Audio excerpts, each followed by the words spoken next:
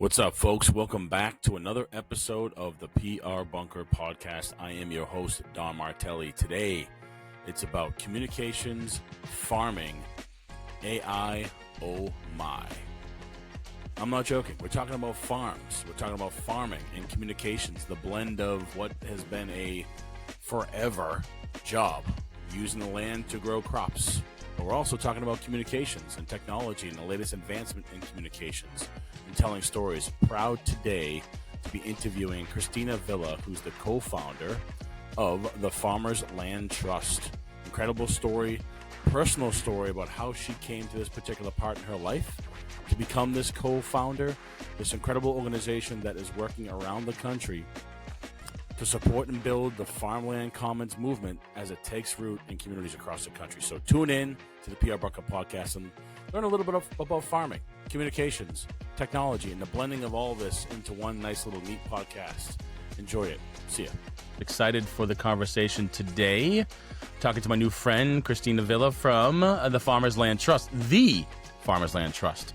An incredible story as we get into this. I met her through a mutual connection as I was looking for potential connections in the nonprofit space in a variety of ways, and ended up talking to this young, talented woman. And her story is different, incredible, eclectic, and the work that they do at the Farmers Land Trust is just different. It's a great story that I had to get her on this podcast, tell the story, talk about communications, talk about nonprofit, talk about farming, and all of that stuff into a blender. So, Kristina, thank you for joining me on the PR Bunker podcast. Yeah, sure. Thank you. So, I have been in active agriculture for about 12 or 13 years now, and my husband and I steward 70 acres of land. We grow vegetables using organic and biodynamic methods and sell to restaurants and grocery stores and in bulk to CSAs. And we also have a herd of cows. And I am the co-executive director and co-founder of the Farmers Land Trust. And really how I got to this work is from being a young beginning farmer who could not afford land and also that struggled with land access, security, and tenure. And also from seeing and knowing and loving and caring about so many aging farmers who I saw struggling with how they were going to transition their land to the next generation, how they were going to exit comfortably to support their retirement, and really wanting to find a way to help bridge that gap. But I think even, before all of that, I think maybe important to share or worth sharing too is that how I came to agriculture, which was, um, it is such an interesting thing because I know so many people who enter local food production, food growing through the health lens. But for me, it was more about food paradigm, food access, and food security as someone who grew up in an impoverished urban area without access to food. And, as a young person, I struggled with where our next meal was going to come from. And so I think I just grew up being very interested and focused on food. And as a young adult, I was spending time in food emergency relief organizations and soup kitchens and so forth. And it, in that moment, I remember thinking that, if we could just feed people, that would solve everything. And so I started that journey with like, okay, let's go to those emergency food relief organizations and feed people. And then from there, it was like, oh, wait, getting the food is so hard. And this food that we're giving them is not nutritious. It's not healthy. And so then this light bulb went off where I was like, oh, I could grow food, which I don't even know still to this day, like where that idea came from, because I never knew anyone who grew food. I never had the experience of growing food. Like it is still so crazy to me. Like I don't know how that idea even came into my head, but I started this little garden in my yard and then started bringing all the produce that I was growing like to those food pantries and to those soup kitchens. And it was just such an exhilarating moment of like, we could feed people if we just grew food. So from there, I started learning more about farming, but also, in that same time where I was interacting and volunteering at these food relief organizations, I was in college for media and communication. So like my background is my formal education is in Nice. communications and media and marketing and so forth. And so when I delved and I just like took a total left turn after I graduated college and like moved to this old farm because I was like, I need to learn how to farm. I, you know, I started living in this barn just so that I could be part of this farm and like learn how to farm. And at that same time, the farmer, the aging, retiring, older farmer that I was learning from and apprenticing under, he needed in his business the skills that Got it. I brought in communication and marketing. And so really that's where those two things converged for me. And, the shift from growing food and thinking that that is how we could solve so many of the world's problems to actually it's about land. Like that's how we can solve so many of the same problems that happened at those same times. And so coming to be at the Farmers Land Trust and co-founding this organization that's working around the country to not just protect farmland, but to also transition it to the next generation and give secure, equitable tenure to farmers wanting to grow food using regenerative practices. I feel like it is such a great just convergence of my life experience and interests and also the education and training that I have because this skill set of communication, media, and marketing, along with this passion for land and agriculture, has really helped me get to be where I am today. And I'm just so grateful for it all. I want to stick on that point about storytelling now. As the co-founder, and you have your hands and eyes in every inch of the organization, and clearly as somebody who's a thought leader in this space, I think you've done speaking opportunities and you've been interviewed elsewhere. I mean, what's the organization's strategy on communications? How do you tell that story, and to what end? What are the goals around communications that you focus on around comms? Yeah, I'm so grateful for this opportunity to talk about this because, yeah, I do get interviewed on other podcasts and it's always about like the organization and the model and all of that. And like people can hear about that in a lot of different places. And also, it's very spelled out on our website. But this storytelling part and the importance of this is just not teased out enough. And I don't think it's utilized enough at other organizations or like the impact of it is not seen broadly. But really, with our work at the Farmers Land Trust, shared, like we're protecting farmland in a new and innovative and creative way. And we're using this model, this farmland commons model, to transition land into community ownership to honor and support the legacy of those aging, retiring farmers or those landowners who want to see their land be used for land justice and food production agriculture for local communities, and then also to support economically viable businesses for next generation farmers. But we are a small nonprofit land trust working around the country and we are new. And so the amount of impact that we are actually going to have in amount of like acres conserved or protected or like people impacted, that is not where our greatest impact is going to be. I really believe that our greatest impact is going to be in the stories that we tell and the examples that we show and the models that we have of a new way of how land access, tenure, security, ownership can work through this farmland commons. And those ripples outward of people seeing these stories and seeing themselves in the people that are part of it and seeing how they have those same attributes or resources that they can do the same thing too is really Mm. where a movement is going to be ignited and how this can be replicated around the country. And so storytelling is such a large part of what we do. So we're actually talking at a very fun time because we are Hmm. announcing all of our farmland commons this upcoming week or two. And so all of the stories are on our website Awesome. of who we're working with, where we're working, and what those communities are.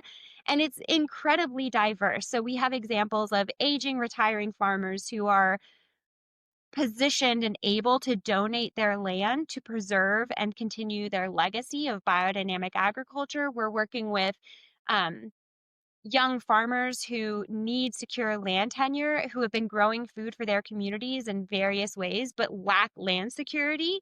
We're working with nonprofits who have been talking about wanting to support land access, but who were unable to Hmm. find a way to tangibly do that. And so this farmland commons model gives them that way to be actively engaged in that. We're working with non-farming landowners who want to put their land toward good. And so all of these examples are on our website and the storytelling part is so crucial. So, you know, offering those longer deep dives into the people and the places and their life story and how it came to be through long form content. We have a fabulous writer on staff who tells beautiful poetic stories that like break Love your that. heart but heal it too at the same time. She's so fabulous. And we also are so fortunate to have interest from other media outlets and press that are telling these stories, and then, through our own communications of building out our website to include the creative aspects of all these stories, the pictures that tell that story. And also, I would just share that in this like storytelling PR components, that things that I and we as an organization really focus on that I think have helped propel us forward in our success with this is the different content pieces that help to make an engaging, rich story. So, for instance, we have a great illustrator who has created illustrations that are specific to our brand and mission and help to add a playfulness to the work that's so meaningful and deep, but can also be boring at times. And we also focus on our newsletter content and social media. Hmm. Social media gets such a bad rap, but it is such a great tool. It's free and it's such a great tool to really help people identify with you as an organization and to learn who you are as what your vision is, what your mission is, what your principles are, the areas that you're focused on, where you stand on certain issues, and what you're trying to do day to day. And that audience then becomes that donor base that supports you in the work and also becomes your team that you're working with. So I cannot talk highly enough about how important it is for us as an organization and other organizations too to focus Mm. more on that social media aspect. And yeah, just that content creation and storytelling piece is so important in furthering our mission and our work, and I see that be true for other nonprofits. Talked about like impact, right? Because storytelling is, you own the story, you craft the narrative, and you eloquently described the visual elements, the language being used, so all these things putting into a blender, if you will. What's the from your perspective as a leader and co-founder of the organization? What do you hope that storytelling will do for the organization? Is it expanding the mission? Is it awareness? Is it fundraising? What are the business attributes that you think storytelling attaches itself to? Yeah, I mean, definitely all of the ones that you just mentioned. I think that the storytelling piece helps to create a larger network of support around these individual land projects and these individual farmland commons. And it creates supporters for that land, for that farmer. And when I say supporters, I mean people who are sure going to donate.